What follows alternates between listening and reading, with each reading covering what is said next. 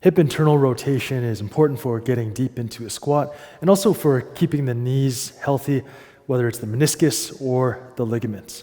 In this video, you're gonna learn 3 exercises and a quick little routine to get the hip internal rotators firing, active, and strong.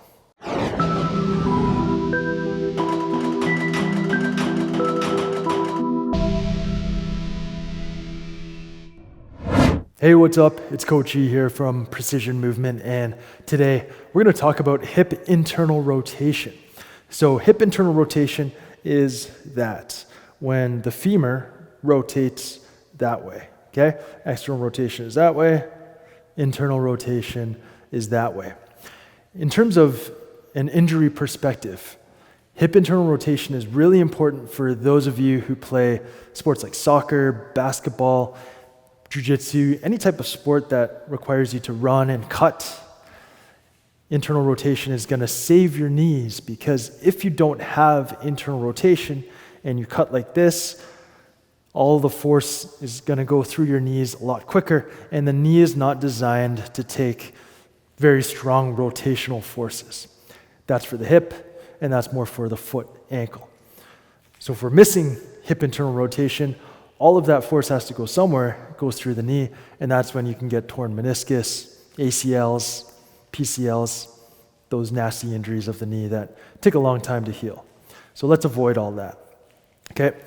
In this video, we're going through 3 techniques. The first technique is the standing hip rotation dissociation.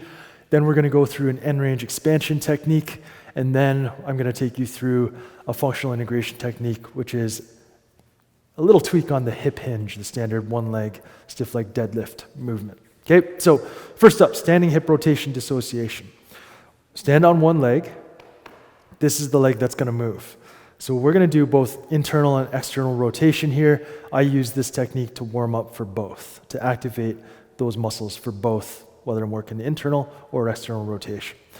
When you externally rotate, all you're going to do is turn your torso and your head the opposite direction.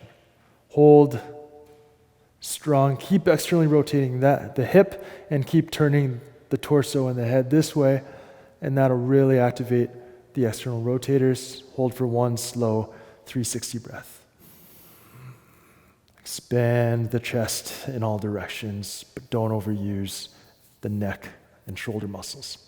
And then you're gonna move into hip internal rotation. It's important to keep the knee straight as I look the other way, and keep getting more internal rotation as I'm getting more spine rotation this way.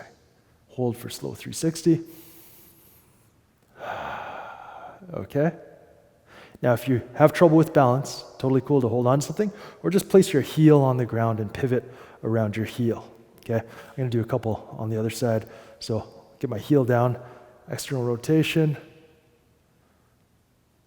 and turning the torso in the opposite direction.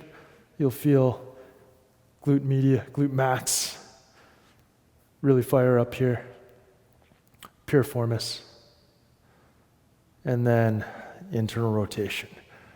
So muscle activation the whole time, turning the whole time, turning my body, trying to get further even though I'm at the end, trying to turn that hip in even though I'm not moving.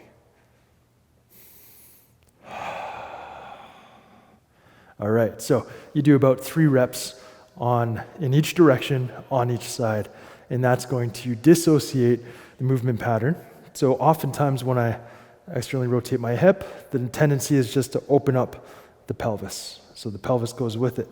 So the dissociation comes into play because as I'm externally rotating the hip, I'm turning the pelvis in the opposite of the natural motion that it wants to do. It's going to get greater muscle activation, and it's going to reset that associated pattern, that coupled movement, so it opens up new movement options for you. So again, for this technique, 3 in each direction, internal and external rotation on each leg. Then you're moving to the supine hip internal rotation, hip IR, level 1, ERE. ERE stands for end range expansion. So this is where we're getting greater mobility here. What we're doing is you keep the hips at about a 45-degree angle, so flexed. So this is neutral, 180 degrees. This would be about 135 degrees. So we're flexing 45 degrees, flexing the hips. Then I'm going to work the left internal rotation. So internal rotation, try to keep the knee where it is in space and rotate the femur.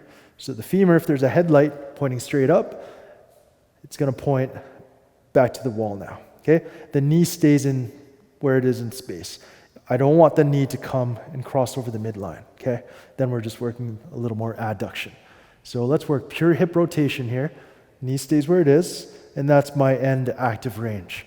From there, I'm just going to keep trying to internally rotate with my foot just off the ground and hold for one slow 360 breath and trying to internally rotate as hard as I freaking can, okay?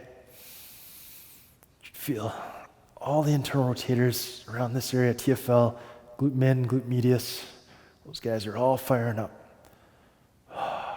Okay, and then what I'm going to do is I'm going to put my foot just on the ground. Again, trying to keep my knee in space. You could put your other foot on the ankle here to block it. And I'm going to try and rotate, this time the femur that way. But because the foot is blocking it, just pure rotation, not trying to flop the knee out, the knee stays right where it is. I'm working that external rotation now at that end range of internal rotation. So I'm strengthening the muscles that enter and exit that range. Hold for one slow 360 breath and relax. And then we're going to do one more internal rotation contraction. So foot's just off the ground, and I'm trying to rotate the femur as much as I can. Opposite foot stays flat. That helps to stabilize your pelvis. Fire up those muscles, and then gradually release. Don't just flop out, like that, okay? We want to control our entries and our exits into end range. So you do one, that's one cycle on the left side. Then I would do one, work my way up to 3 or 4 cycles on each side. All right? So that's the supine hip internal rotation level 1 ERE, end range expansion sequence. Finally, we're doing the one leg hip hinge with the internal rotation, or hip IR hinge. That's how I refer to it. So with this, you can either do one leg where the opposite leg is in the air, or you can do 1.5 where you just kind of touch with the toe if balance is an issue. All you're doing here is we're integrating this internal rotation into a fundamental movement pattern, which is the hinge pattern.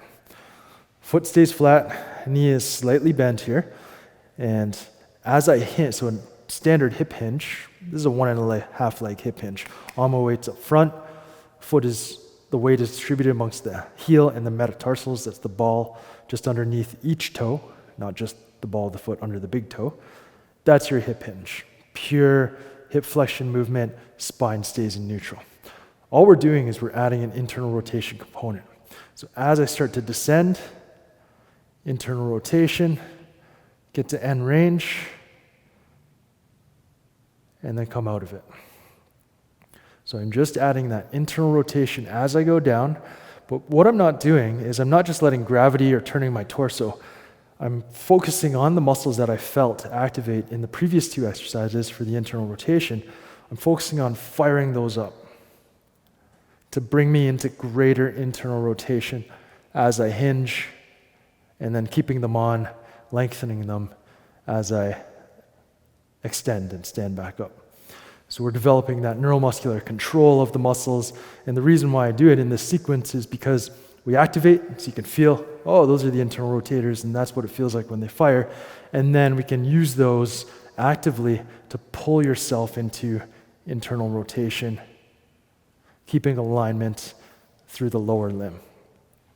One common mistake when people do this is they'll do it, but then they'll shoot the hip out to the side. And what that's doing is compensating for poor internal rotation. So you got to keep that alignment in the lower limb here, internally rotate, actively bring yourself in as you hinge, weight stays balanced on the foot, and then keep those muscles fired up as you go up, and that's an eccentric contraction of those muscles there. All right, so there you have it. 3 exercises. That little routine is going to get you greater internal hip rotation, which is something that most people have less of relative to external rotation. So there's often an imbalance there, and imbalances often lead to injuries. Okay? Hope you liked that one. If you did, and you feel like you'd like to improve your hips and improve your mobility and ensure that you're hitting all the ranges in a progressive fashion, in a comprehensive fashion, then check out Hip Control, which I'm going to link at the end of this video. Okay, thanks for watching. See you next time.